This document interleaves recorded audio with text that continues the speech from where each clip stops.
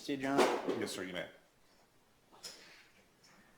January 28th, 2016, between the hours of 12:15 and 12:45 a.m., a statement was made, an important statement.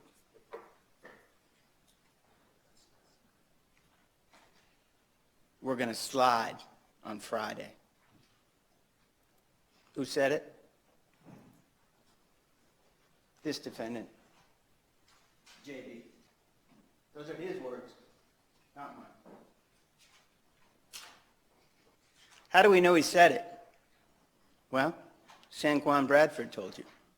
How do you know that Sanquan Bradford sold the car to JB? Well, Sanquan Bradford told you. But it's not just his testimony that you have to rely on.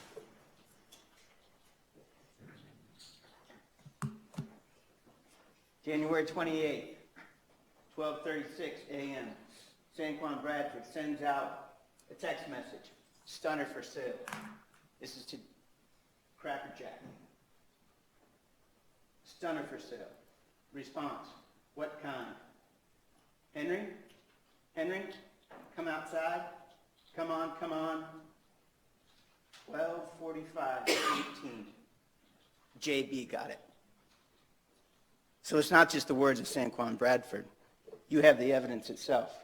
He told Henry Cracker Jack Hayes, JB got it.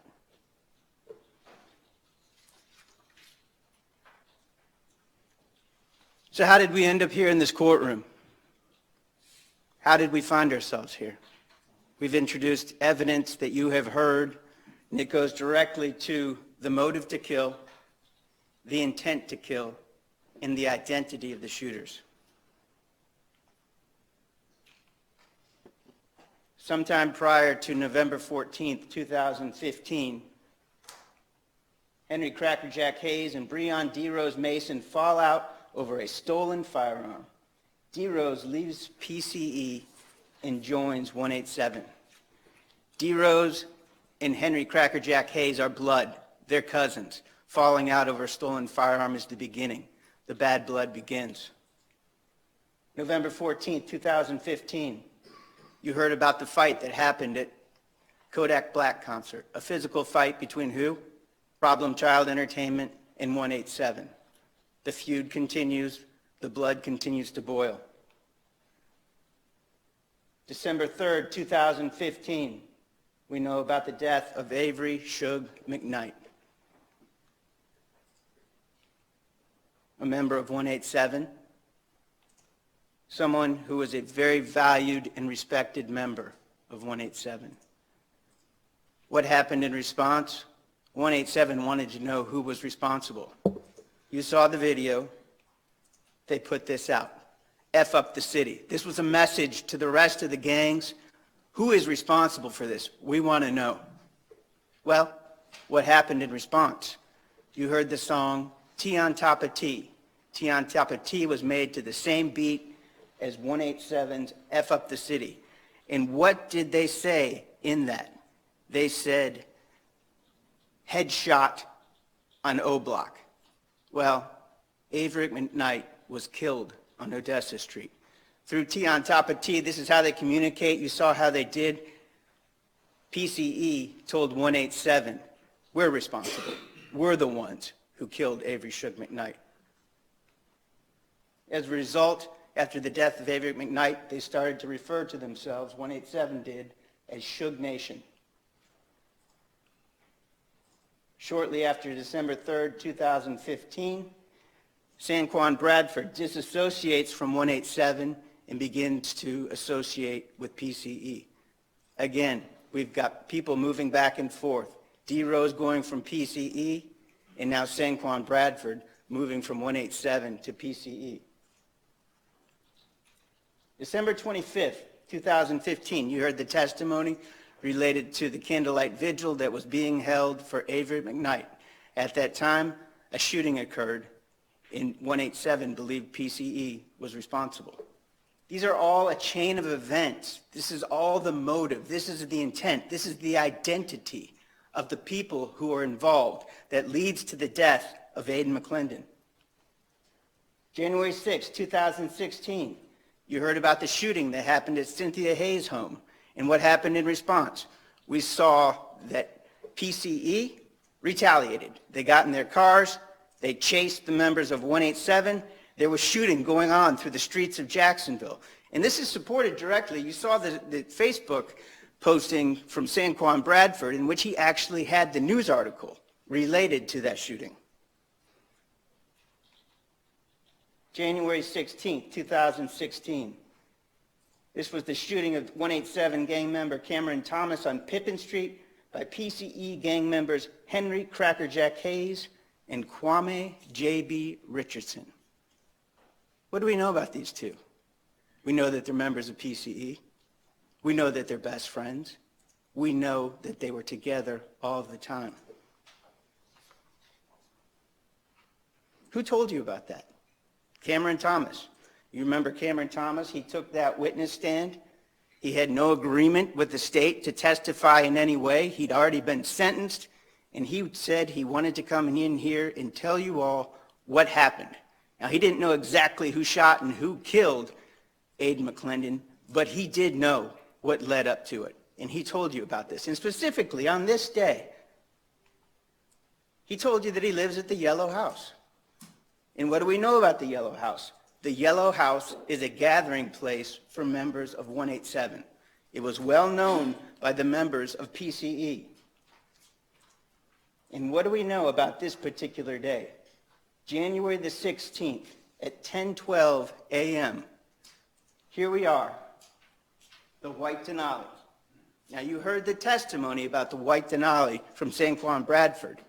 He told you that he received that car and then sold it to PCE for $20. Seems a bit crazy, but this is what was happening at the time. Takes the right, goes down Pippin Street. Initially, there's no one there. But then, coming back, Cameron Thomas testified to you that he was in this white car sitting in the front passenger seat. And what did he tell you that he saw? He saw Henry Crackerjack Hayes driving and Kwame J.B. Richardson leaning out and shooting. And if you look closely, you can see right here the head leaning out. Again, it goes to the motive, it goes to the identity, and it talks about how the war was going on with PCE. And it also tells you another thing. This is yet another example of Henry Crackerjack Hayes and Kwame Richardson being together, committing these acts together. You also saw what happened after. Nobody called the police. They get out, just kind of walk on down the sidewalk. This was what was going on at the time, and we'll talk about it related to some of the witnesses who have testified. They didn't cooperate with the police. They didn't report crimes that happened. And then we have January 24th, 2016, yet another example of the war between PCE and 187. This clip is hard to forget. Here he is, D. Rose, Breon Mason, running down the sidewalk, and we know what happens next. Broad daylight. There it is. You can see the smoke from the shot. And yet another. And yet another. And what does he do? He gets up and runs.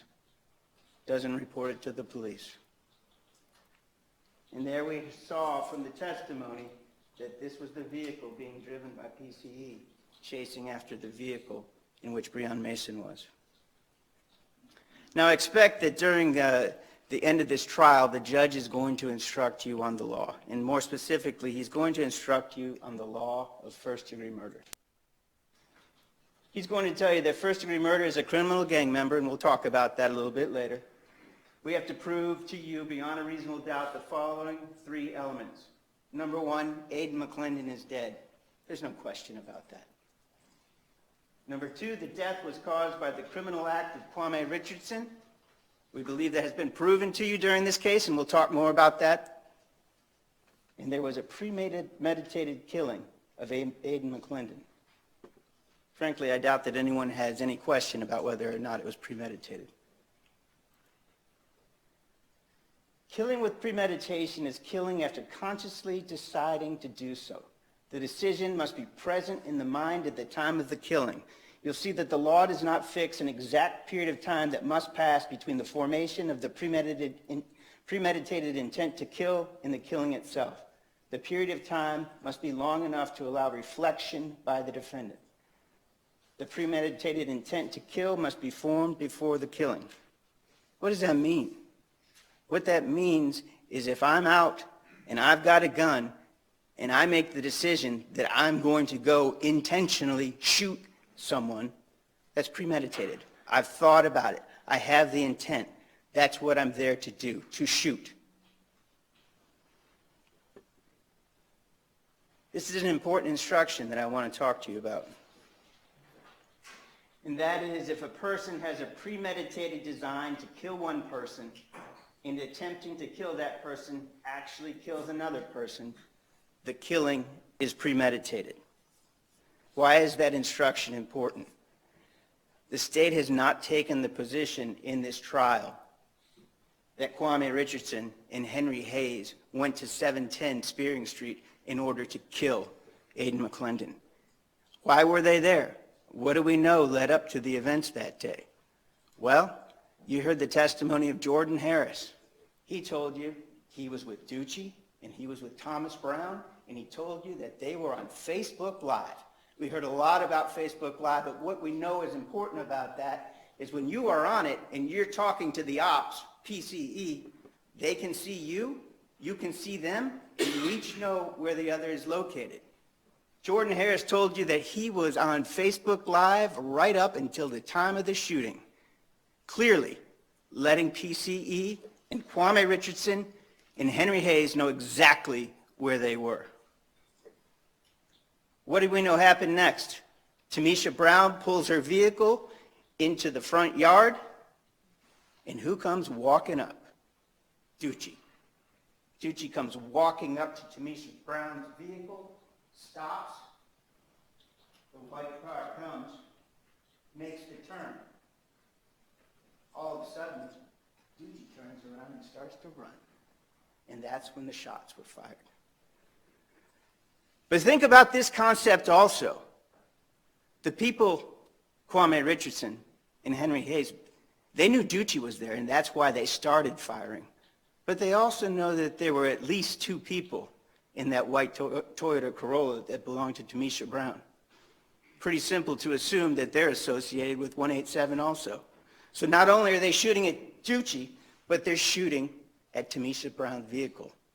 And their gunshots, and we'll go through that, clearly show they're shooting at anyone who was there. Whether that was Ducey that started it because they saw him, or the two innocent people of Mary Thomas and Tamisha Brown, and the most innocent of all, 22-month-old Aidan McClendon. Here he is. That's Ducey. What did Ducey do in this case? Did a lot like everyone else, just like we saw with the Yellow House after the shooting, got up and walked away. Ducey, day of the shooting, is he available? Come talk to the police? No. Next day? No. Finally, the next day, and he comes in, he's uncooperative. What do? They try to get Tamisha Brown, his relative, Mary Thomas, his relative, to come down and speak and say, will you cooperate? Laws of the street. No way, no how. Won't cooperate, never has. There he is.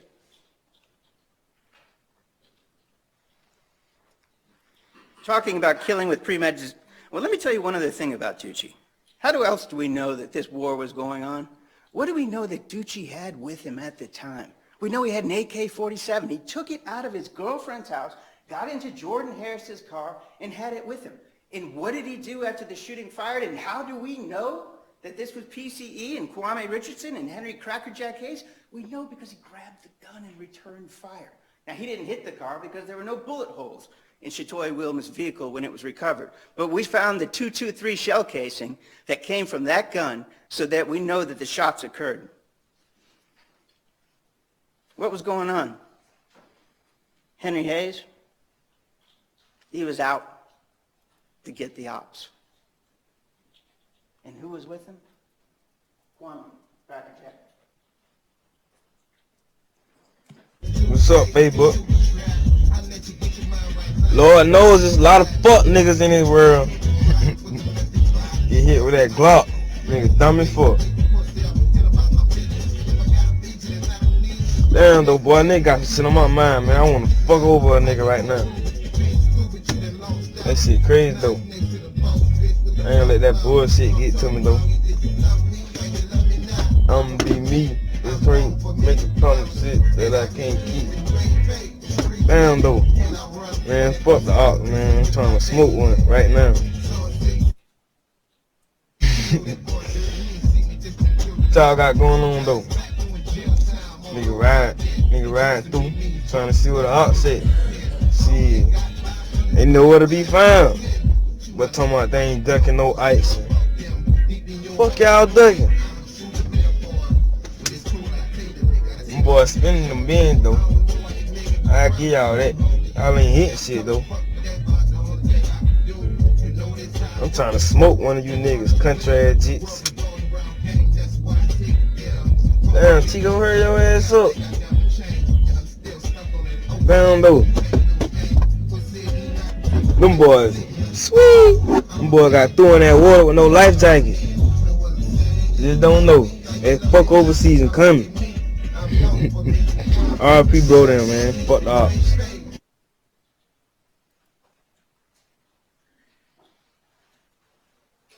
Let's talk about the significance of that video. It's not just talking about the motive and that they were out there to kill the ops. It also goes directly to the topic of identity that we're talking about.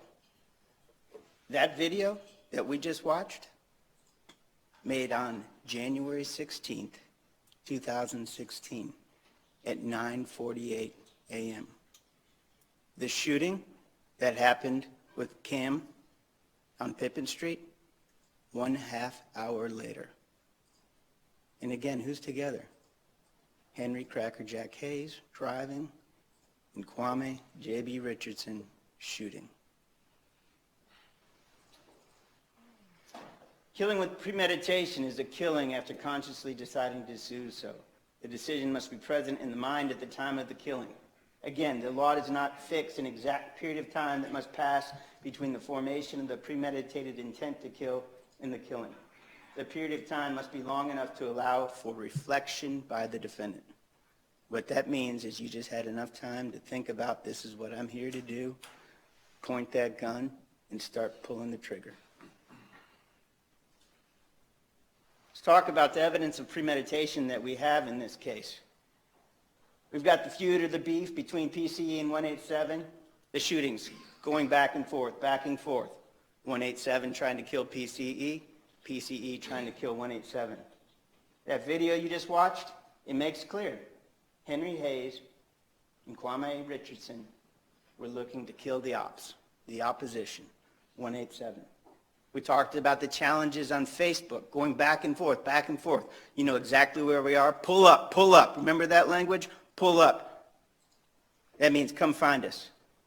We ain't ducking no action. We're not afraid. Come find us. Let's talk about additional premeditation that even occurred prior to the shooting that day. After JB gets that white Toyota Corolla, what do? It had no tint on it. Remember the testimony of Shatoya Williams? Remember the testimony of Sanquan Bradford? They put the tint on the vehicle so that when the windows are up, no one will be able to see them. No one will be able to identify them when they go out and they slide, when they do a drive-by. That is premeditation. And then the simple fact, how many shots were rained down upon that car where Tamisha Brown, Mary Thomas, and Aiden McClendon strapped in his car seat were located? How many shots went through the house on 710 Spearing Street? How many shots went through the house on 710 Spearing Street into the next house? We saw him go directly through the next house shower. That is premeditation. The trigger wasn't pulled once. It was pulled again and again and again and again and again and again. And we know exactly which firearms, we'll talk about a little bit later, were pulled. The MAC 90 and the Glock 26. This is what I'm talking about. There's a shot through Tamisha Brown's license plate. There's another shot through the top of the trunk. And here's what we see. We see the dowel showing the bullets going through. We saw that the back windshield was completely shot out. We saw that it traveled through the trunk, through the back seat, and into the front seat itself. It is a miracle, and I truly mean a miracle, that Mary Thomas and Tamisha Brown are not dead today. And for that matter, Ducci, Thomas Brown, and Jordan Harris. How they were not hit is an unknown, unbelievable miracle. But someone was. This is the shot that went through Aiden McClendon's arm that you saw in the testimony of the medical examiner. The shot that went through the headrest.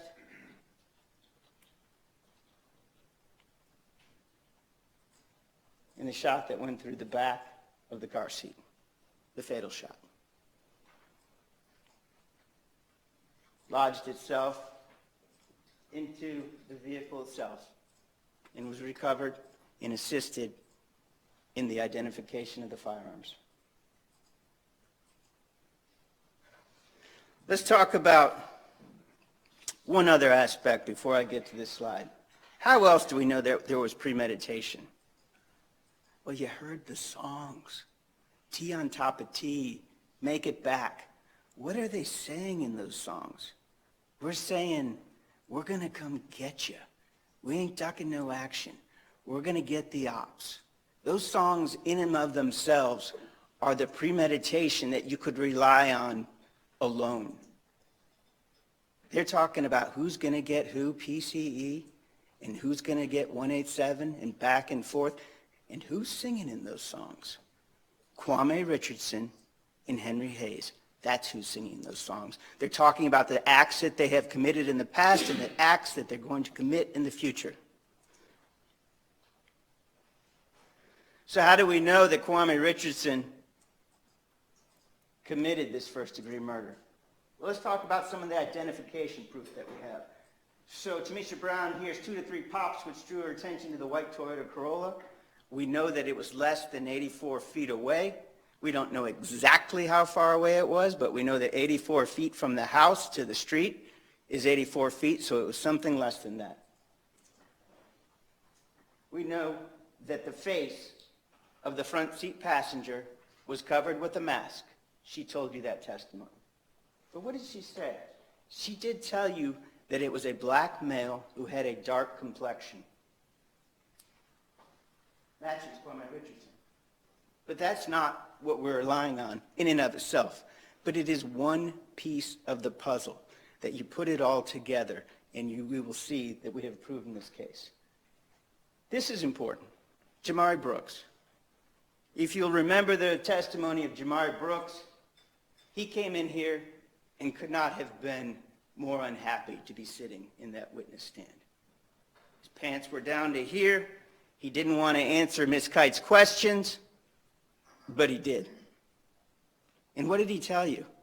He said approximately 2 hours later, after the shooting of Aiden McClendon, that when he was going with his parents down Moncrief and 45th at the Gate gas station, what did he see?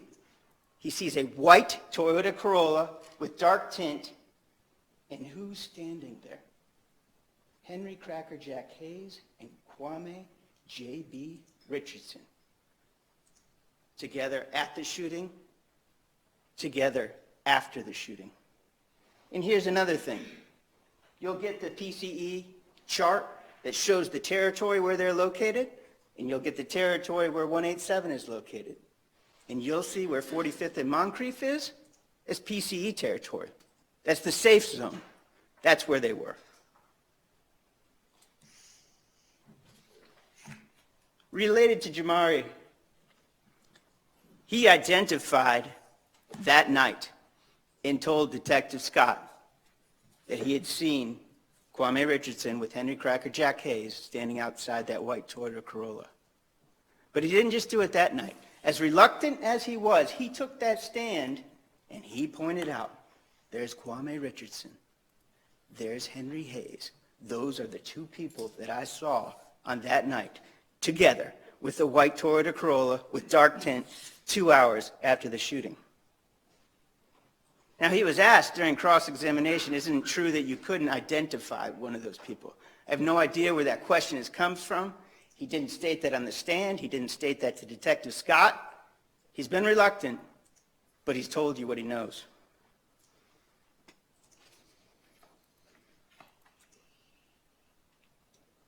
Let's talk about some of the additional proof that we have that Kwame Richardson committed first-degree murder. The drill music. We talked about that. T on top of T, make it back, talking about what we're going to do, what we have done. Let's talk about the Mac 90. The Mac 90 was found on January 31st, 2016. And importantly, it was found at 1846 Helena Street.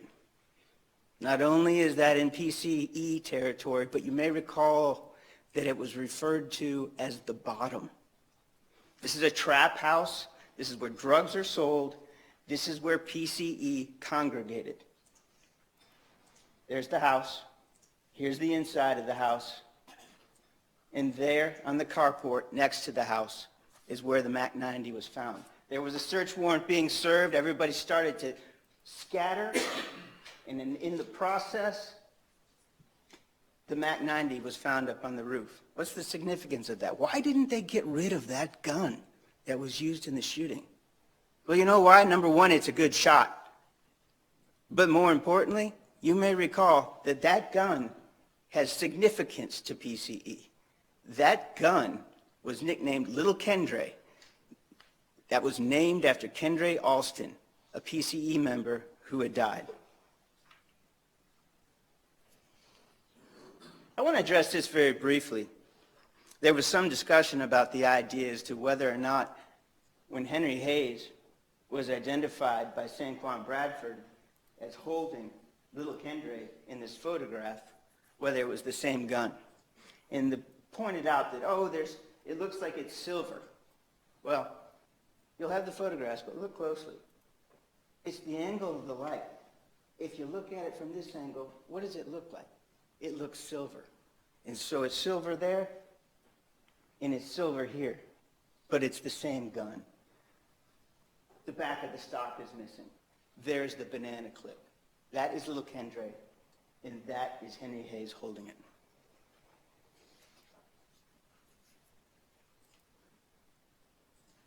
Now, we know that this was very rusty. We know that Detective James actually took this into possession and put it into evidence. Unfortunately, we were not able to get fingerprints. And what else do we know? Well, there's Shatoya Williams' vehicle. Where is it parked? Again, smack dab in the middle of PCE territory. What else is significant about that? The car's backed in. Why is it backed in? Because they don't want anyone to come by to see the tag, to know that that is the stolen vehicle, to know that is the car that they used in the murder of Aidan McClendon. But the car was found, and what did we find in there? We found shell casings from the 9mm, from the Glock 26. Just so everyone is clear, the Glock 26 is a 9mm, same firearm. We found more shell casings. And then deep down in here, we found the shell casing from the Mac 90. So we've got both the Mac 90 and the 9mm Glock 26.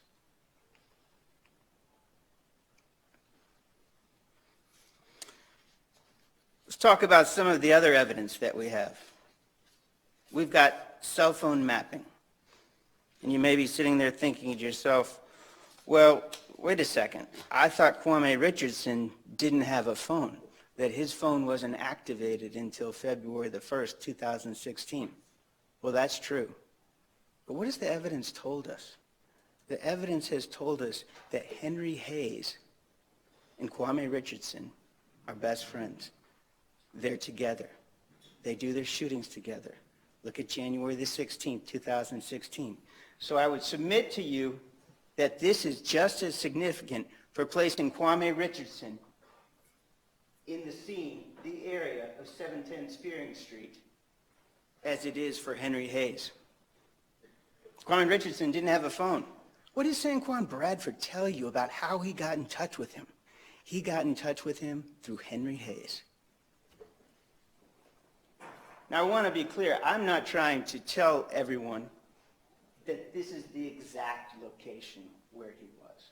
What I'm telling you is that this is the general area, hitting off of this tower. And what else is significant? Look at all the times that he's nowhere near the east side, nowhere near 710 Spearing Street.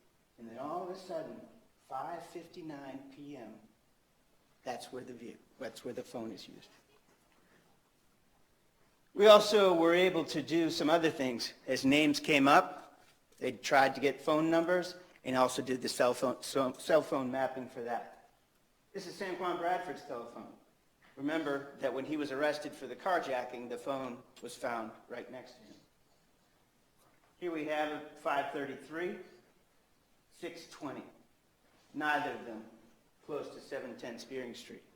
Now again, I'm not going to tell you that this is an exact location, but it gives you an approximate location of where he was. I expect that you'll hear that Sprint says that when you text message, which is SMS, that they didn't create that in order to use it to locate where an individual is. And that's true. But also, what we're talking about is that we know that's what happens. It wasn't created for that purpose. It was created in order to send text messages and use the cell phone. But at the same time, it can be used to find your location.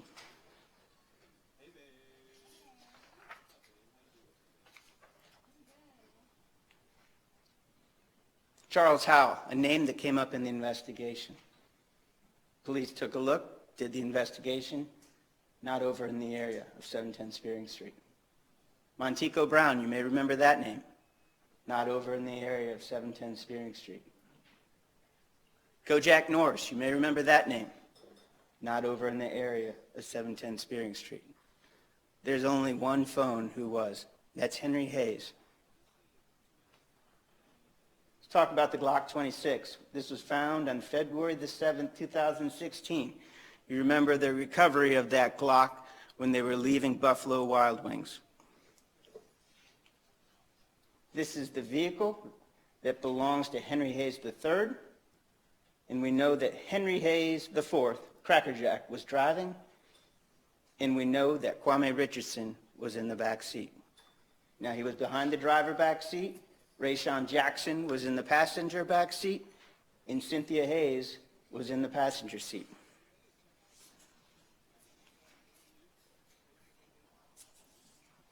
Testimony was the bucket was right about over in this area here. Clearly, very easily to reach over from Kwame Richardson's seat and put the gun in the bucket. How do we know that's Kwame Richardson's gun? Well, we know Henry Hayes had a gun that day. But what did he do? He gave the gun to his sister. And Cynthia Hayes told you that she pulled back the carpet and stuck the gun that was Henry Hayes under there. Cynthia Hayes also told you that Rayshawn Jackson didn't carry a gun. Just wasn't what he did. Cynthia Hayes said it wasn't her gun. And we've had no evidence throughout this entire trial that she's ever had a firearm. Who does that leave? Kwame Richardson. And also, let's talk about what did Cynthia Hayes say happened that night? The police take him out of the car, put him on the side, put him in the back of a car, the windows rolled down, and what does Kwame Richardson say to her? Shh, don't say anything. Shh, don't say anything. Who says that? The person whose gun it is. They found it. She doesn't want them to know. So we know that this firearm was processed by the evidence technician Imponen, who testified before you, and we know importantly that that gun was swabbed for DNA. And we know that the swabbing was eventually sent to DNA Labs International, where they would do an analysis on that gun.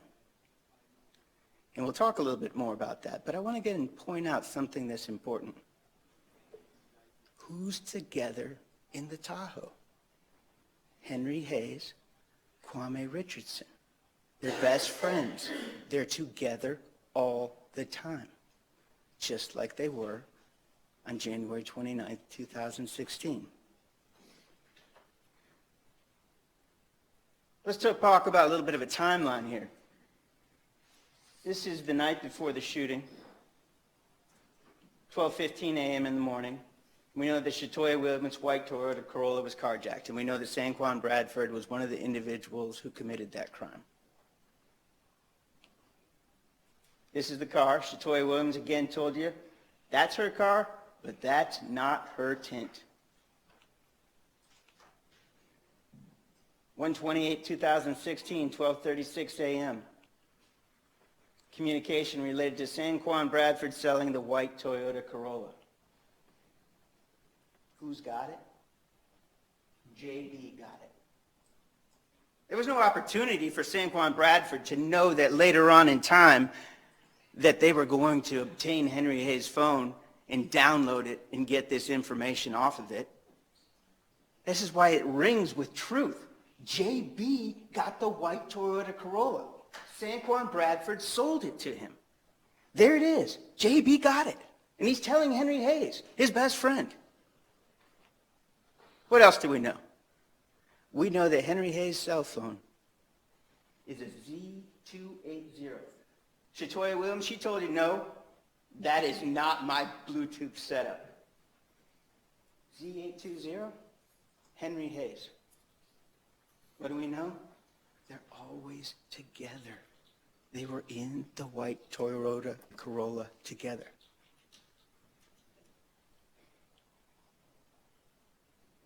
January 29th, 2016, 6:05 p.m.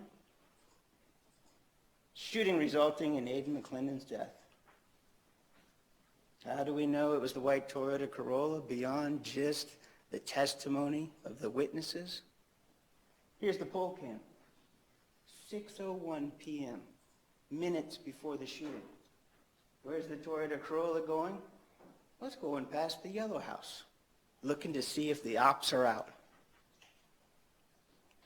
We also know that Shantae Gibson told you that she saw the same white Toyota Corolla with the dark tint shortly before the shooting occurred. Here's the yellow house, and here's 710 Spearing Street, just around the corner.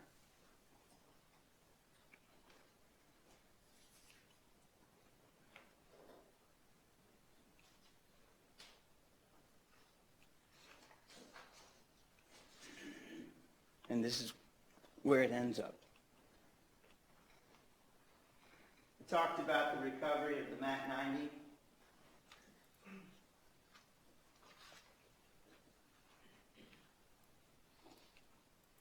We talked about the recovery of the Glock 26, but this is the timeline moving forward.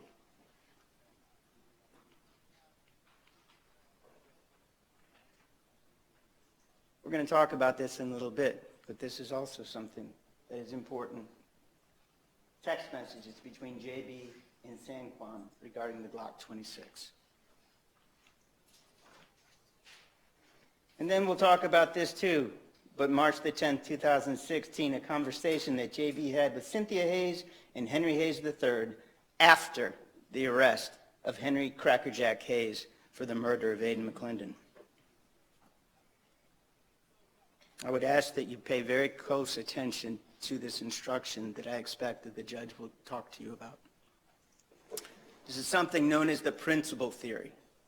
The principal theory says if the defendant helped another person or persons commit or attempt to commit a crime, the defendant is a principal and must be treated as if he had done all the things the other person or persons did if the defendant had a conscious intent that the criminal act be one, and the defendant did some act or said some word which was intended to incite, cause, encourage, assist, or advise the other person. To be a principal, the defendant does not have to even be present. Here's an idea. Let me explain. Me and my friends go to commit a bank robbery. I provide the getaway car. My brother's the getaway driver. 2 other people go in to rob the bank. And during that robbery, they shoot and kill the teller. Well, who's guilty of first-degree murder? Certainly the person who shot. Certainly the other person who's inside the bank. But so is the getaway driver who never took a step inside the bank. And so am I. I provided the car in order to commit the crime. Why is this significant? Because JB's act alone of getting and buying the white Toyota Corolla from San Juan Bradford and then providing it to anyone within PCE in order to go do this drive-by shooting makes him a principal. He supplied the car that is used in the shooting. And remember, what did he tell San Juan he's going to do? We are going to slide on Friday. And how do we know that happened? Because Aiden McClendon was shot and killed on Friday, January 29th, 2016.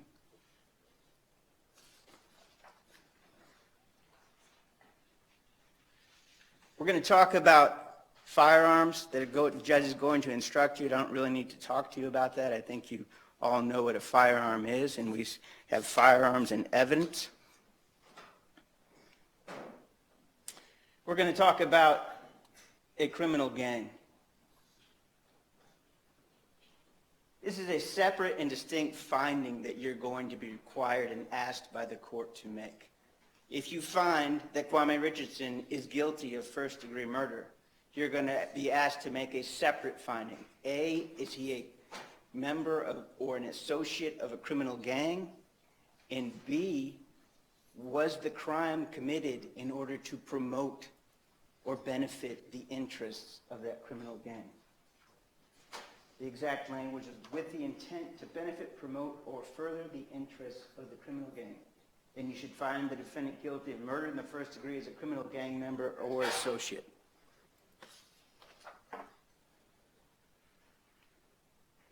Criminal gang is legally defined as a formal or informal ongoing organization or group that has one of its primary activities the commission of criminal or delinquent acts, and that consists of 3 or more persons who have a common name or common identifying signs, colors, symbols, including but not limited to terrorist organizations and hate groups.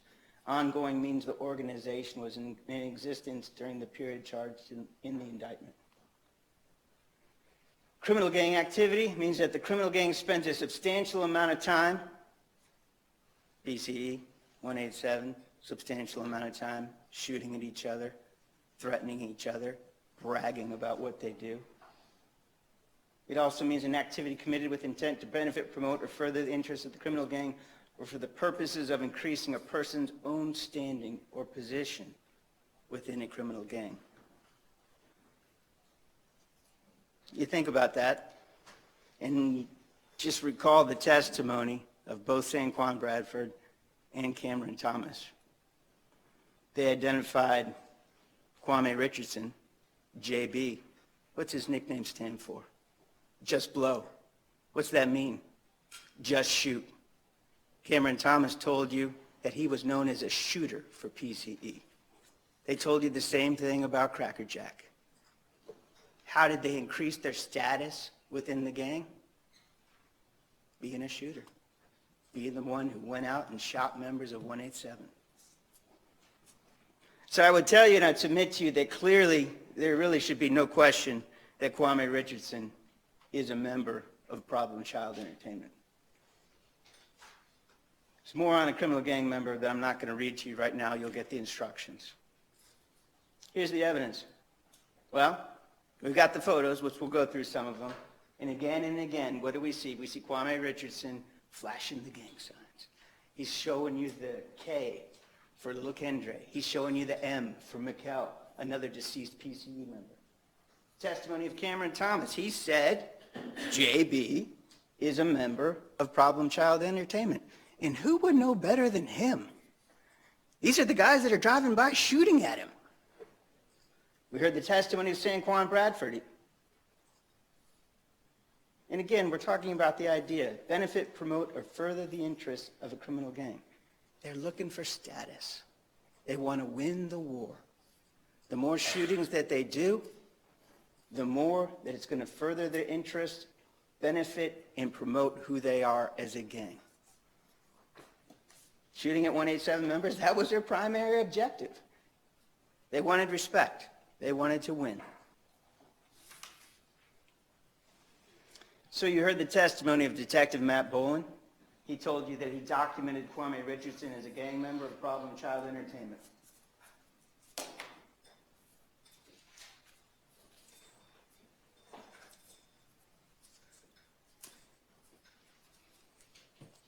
This is what they do.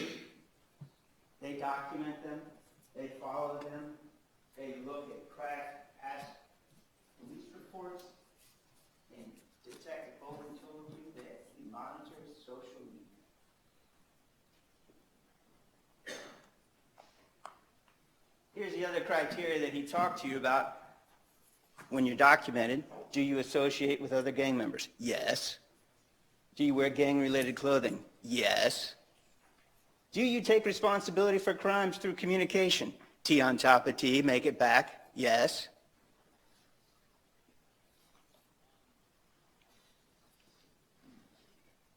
The proof is in the photos. There's Henry Hayes. There's Kwame Richardson with his green beam. There's Kwame Richardson with his green beam. And you remember Sanquan Bradford told you every single person in this video is a member of Problem Child Entertainment, associating. Here's Cracker Jack. Here's Kwame Richardson.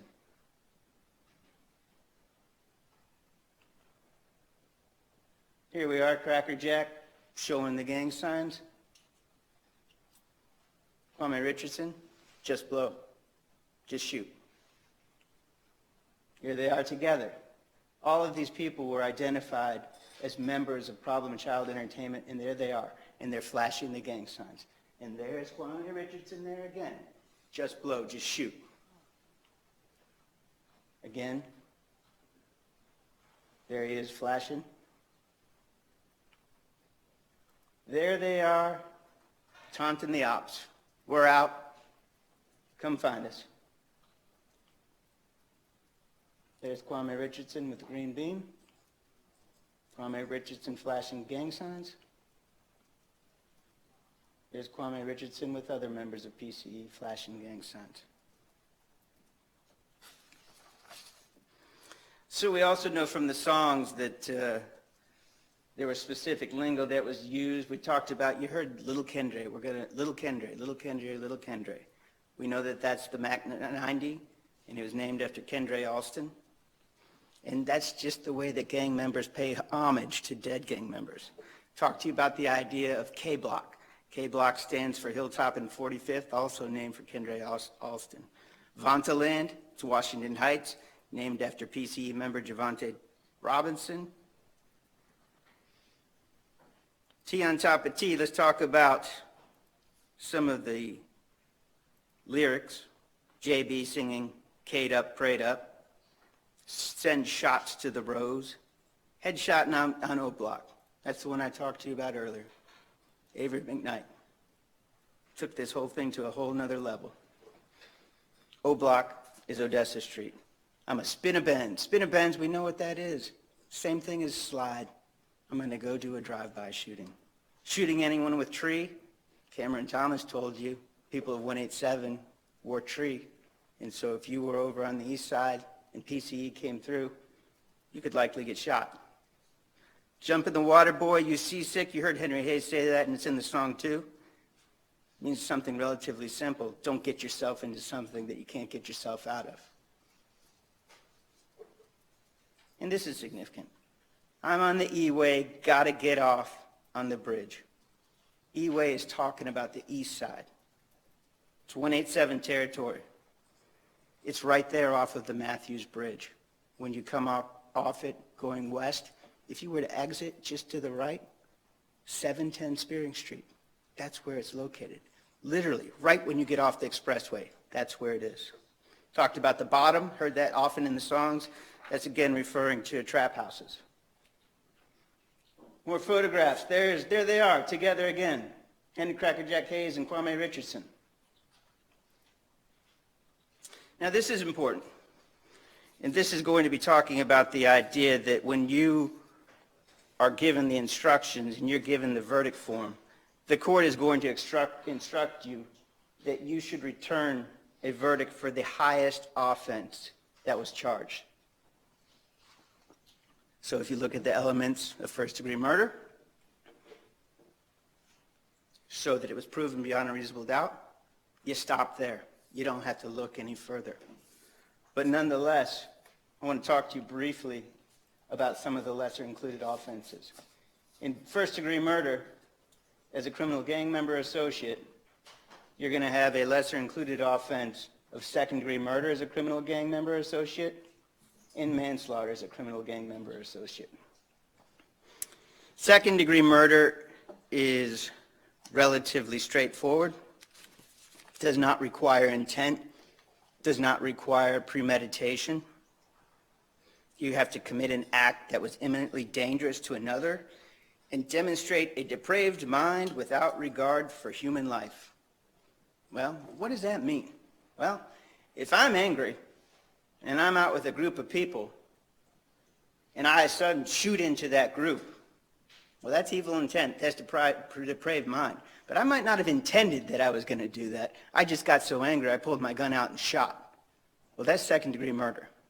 Manslaughter, here's the example for that. I'm out with a group of people, except these people are my friends. And so I've got a gun, and I think it might be funny if I just fired a shot over someone's head, not intending to kill them, not intending to shoot them, but I pulled the trigger. That is an act that is so reckless, firing a gun in the direction of someone. Even though I didn't intend to shoot and kill them, that's what manslaughter is. Neither of those what we have here. This is clear premeditation. We're going to talk a little bit about counts 2 and 3, and that is dealing with the crimes of attempted first-degree murder related to Tamisha Brown in count 2, and in count 3, the attempted first-degree murder of Mary Thomas. So again, Ducci walks up to the car. Seeing Ducci initially is why they shoot, but they see 2 other people in that car too. They might not know who they are, but they may very well believe, and they have every reason to believe, if Ducci's next to them, that they're also associated with 187. So you shoot not just at Ducci, but you shoot in the car, and we've got the bullet holes to prove it. Beyond that, the evidence is exactly the same as it is against Kwame Richardson for first-degree murder. This is just 2 people who were not shot, again, by the grace of God. Simply, the act would have resulted in the deaths of Tamisha Brown in count 2 and Mary Thomas in count 3, except that someone prevented Kwame Richardson, did not happen, from killing Tamisha Brown as to count 2 and Mary Thomas as to count 3, or he failed to do so. That's what we have. He failed to do so. They didn't get hit, but he shot up the car. Again, the proof in that is the same exact evidence that I talked about for first-degree murder of Aiden McClendon. They just didn't die. We're also going to be talking about the lesser counts of 2 and 3, attempted first-degree murder as a criminal gang member or his associate, and attempted manslaughter as a criminal gang member or his associate. Manslaughter, I've talked to you about already what that is. This is not what we have here. We're also going to have in count 4, I expect that the judge will instruct you about discharging a firearm from a vehicle as a gang member within 1,000 feet of a person. This is what we have to prove. Kwame Richardson was an occupant of a vehicle, and Kwame Richardson knowingly and willingly discharged a firearm from a vehicle within 1,000 feet of any person. It's relatively simple. We know that the car was less than 8 feet away where Tamisha Brown, 84 feet away where Tamisha Brown was when he got shot. The proof, again, it's the same evidence that we've already talked about. I also want to talk about something else on the findings on the verdict form. I told you that you're going to have to make separate findings related to being a criminal gang member that benefits or promotes the gang. Those are 2 separate findings. There's also going to be a finding as to whether or not the person, A, Kwame Richardson, possessed the firearm, and B, whether he discharged the firearm. If you find that those 2 things occurred, then you show that he possessed and discharged the firearm. It's as simple as that, but it's a separate finding that you have to find under first-degree murder and under the attempted first-degree murder charges. Talk to you a little bit about the testimony of Cameron Thomas. Again, he didn't have any agreement with us to come in here and testify. He's no hope for better treatment. He gave you the history of the beef between PC and 187. He talked to you about the shooting on January 6, 2016, where Henry Hayes is driving and Kwame Richardson is hanging out shooting, where the video made a half an hour before where Henry Hayes is saying they're going to go get the ops. And he told you about their nicknames. Just Blow, Just Shoot. Shooters hold an elevated status in the gang. Talk to you about some of the lingo. We lacking means we don't have firearms. Come get us. Spin-a-bends, slide, ops, Suge Nation.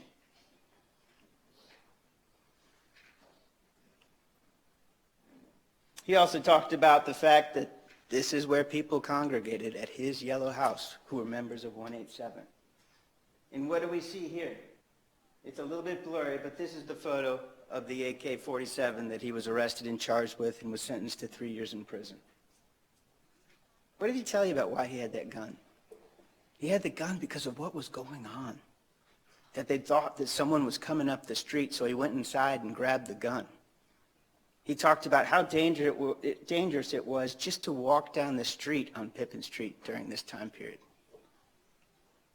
Again, showing the 187 members congregating. Let's talk about Cynthia Hayes. As you know, Cynthia Hayes is the sister of Henry Hayes. I think it's pretty clear that she also did not want to be here. And yes, she is facing her own criminal charges.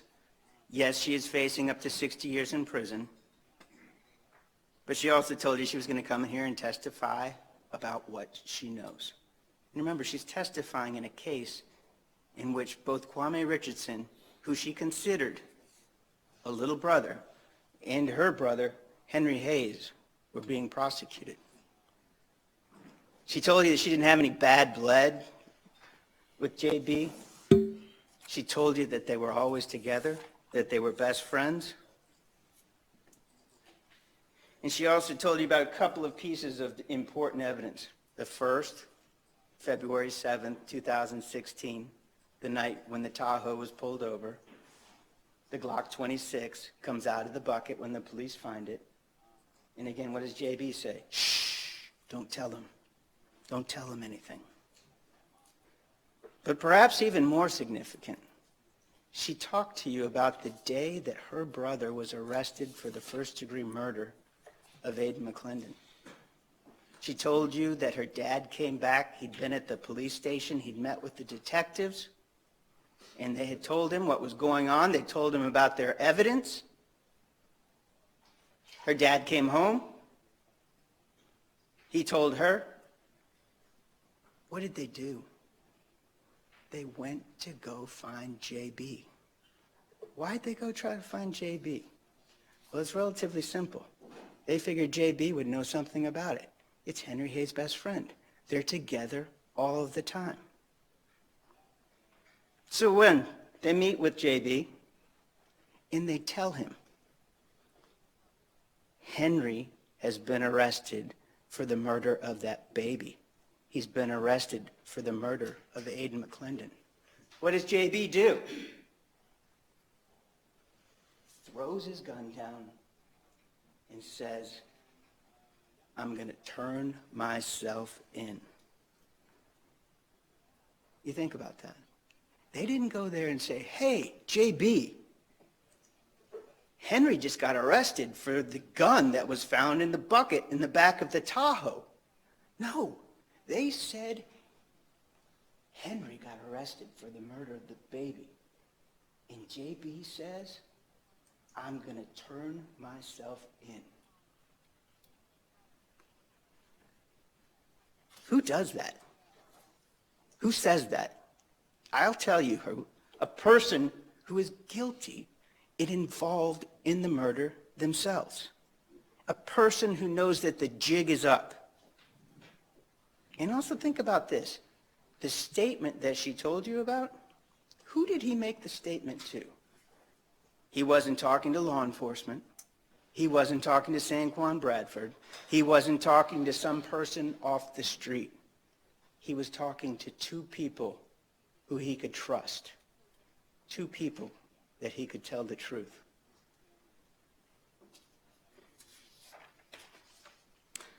We also heard the testimony of Henry Hayes III, the father of Henry Hayes, again, a person who was very uncomfortable on that witness stand.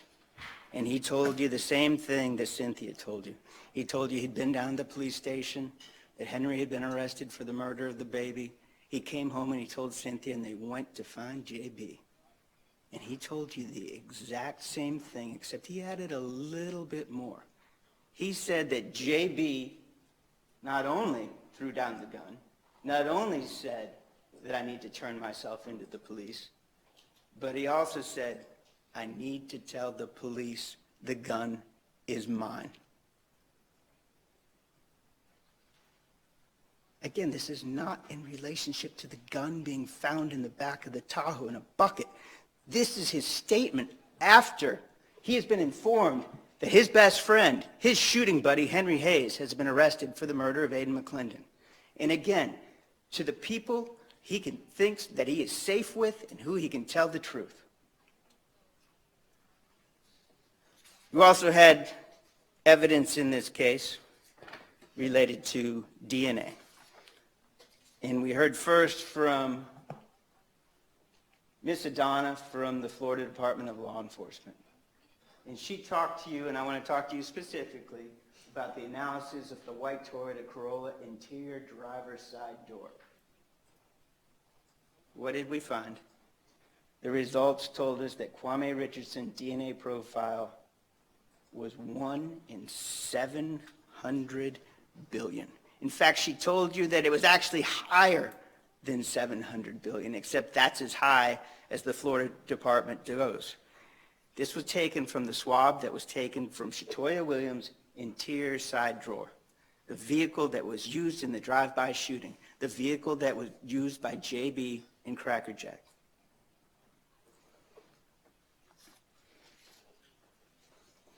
Now, the defense on cross-examination brought up the idea, well, we don't know when Kwame Richardson left his DNA in that white Toyota Corolla. Yes, we do. Yes, we do.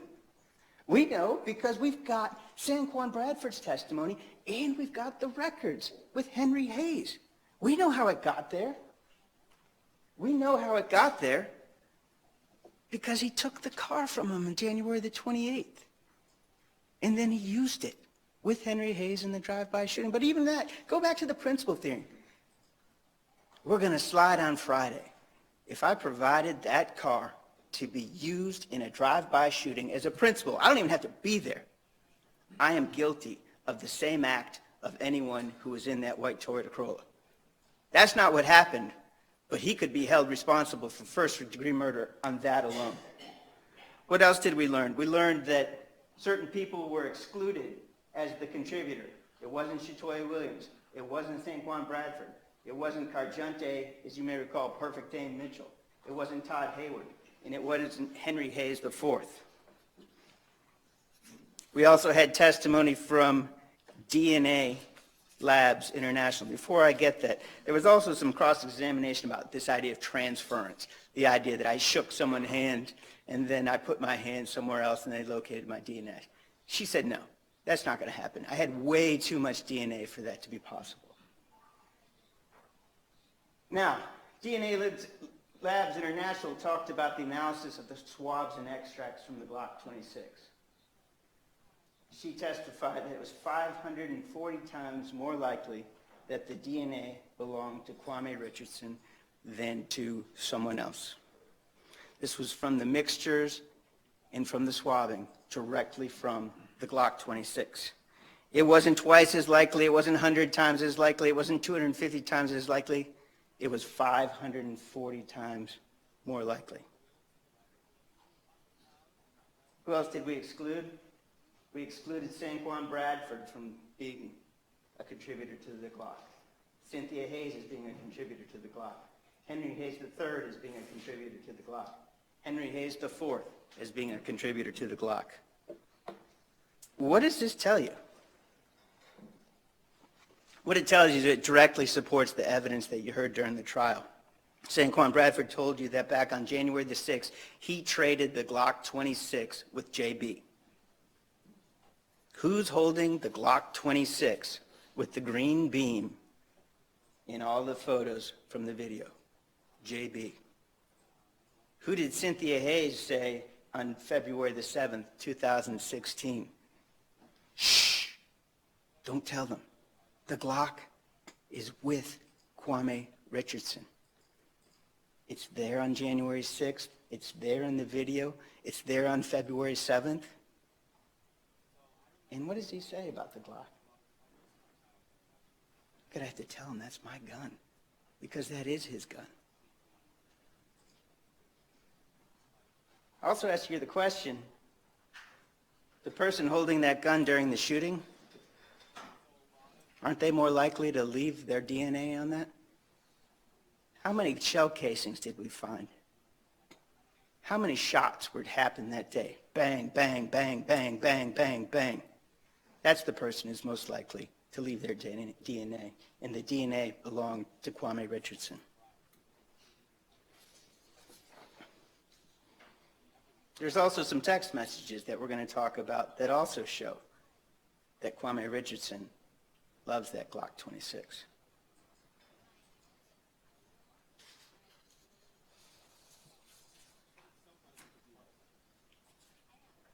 Here we go.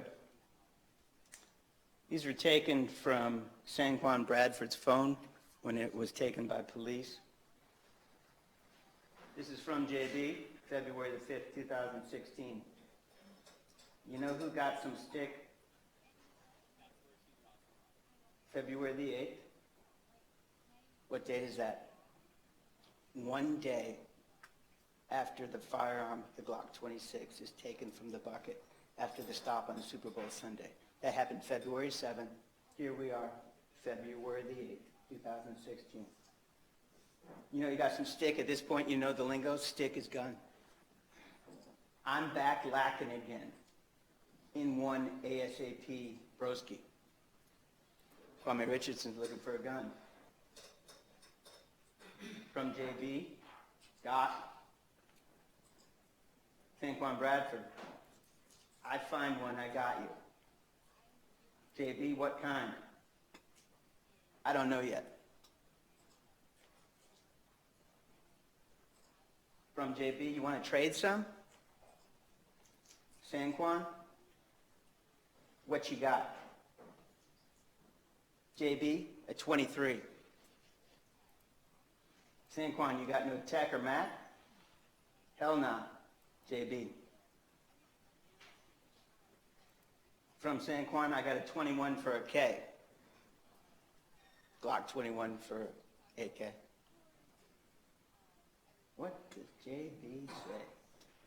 Do you know anyone who's got a 26, his weapon of choice? And why is he needing a 26? because the police have it. It was taken the day before. San Juan, no Glock 26. And then let me hold the beam. And they talk about a Glock 2-tone.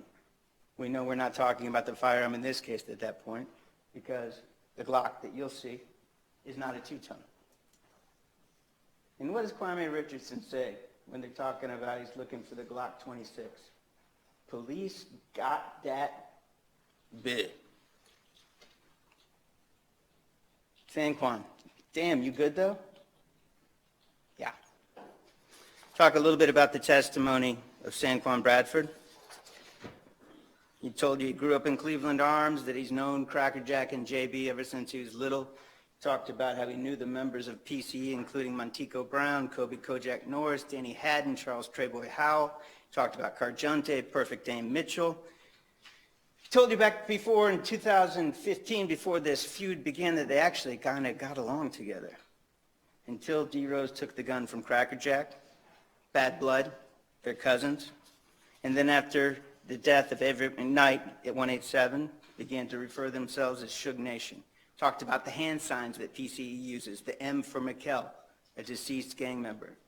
Talked about present at the fight for Kodak Black, where JB got slapped by Mason Gutter. Talked about the origin of the F the City Up after Suge's death. Talked about how Tion Tapeti took credit for the murder of Avery McKnight. Told you about the gun trade that we've already discussed. He told you about that white Denali that we saw in that video that he traded.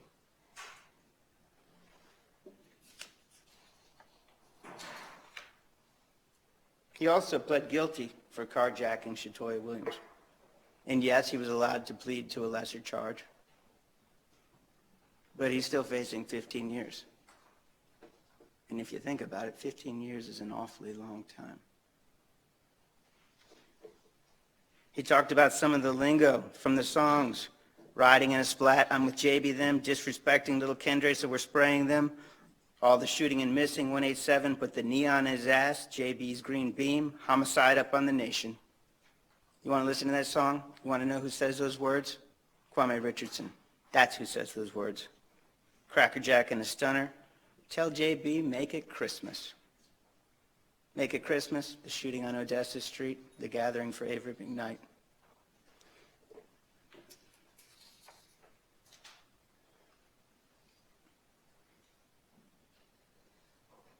You're going to have an evidence, and you've heard this already. But on August the 25th, 2016, San Juan Bradford sent a note to Detective Scott. This is what it said. Detective Scott, I would like to speak with you soon, if possible. Ronald Thomas told me I can trust you. I got information. I want justice for the family. San Juan Bradford's words. And yet we heard this testimony from this 10-time convicted felon, Ashley Clark, who took the stand. We knew that she's 29 years old, dating and having sex with 16, 17, 18-year-old boys. I would ask you to very, very carefully evaluate her testimony. It makes zero sense. Don't mean to be demeaning, but how did San Juan refer to her? He called her a harlot, a pass-around. And so San Juan Bradford is somehow, for this pass-around, going to say, I'm going to avenge your child being shot? He said he didn't even know about some quote-unquote rumor that Ducci had shot the baby. He's going to go out and shoot at Ducci and commit first-degree murder for her? He's going to put his life on the line for her? You've got to be kidding me. And there's one other really important fact about her, and that is she's got Cracker Jack down the side of her body, tattooed. Met him while he's in jail. I mean, it's incredible. The testimony should be completely disregarded. So I'm about ready to sit down, and I appreciate you all listening very carefully to me. I think you have to look at each piece of evidence. You cannot evaluate it in a vacuum. You have to look how they all link one piece to the next, to the next, to the next, to the next.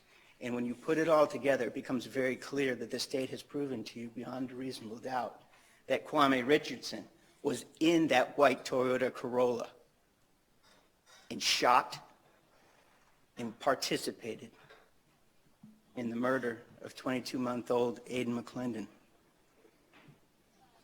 The state has also proven to you, and we ask that you find beyond a reasonable doubt, that he's committed all the other counts that we've charged him with, the attempted first-degree murder of Mary Thomas, of Tamisha Brown, and the shooting out of the vehicle. And I'm just going to leave you with this. This is a quote from Voltaire, but it's significant and something that you need to think about.